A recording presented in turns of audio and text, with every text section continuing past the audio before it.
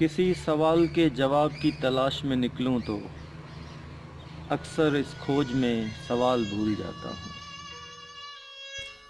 और फिर सवाल को याद करने की सही में जवाब की तलाश का काम अधूरा रह जाता है।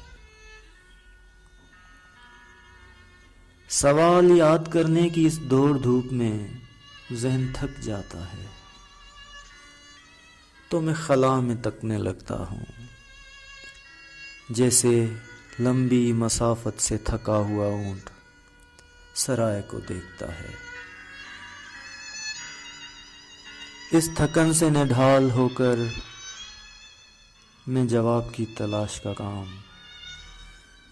फिर कभी के हैंगर पर टांग देता हूँ, लेकिन उसके साथ ही मैं भी वहीं कहीं मुअल्लक सा होकर रह जाता हूँ। फिर मुझे खुद को अपने आप में लौटाने की कोशिशों में जुट जाना पड़ जाता है।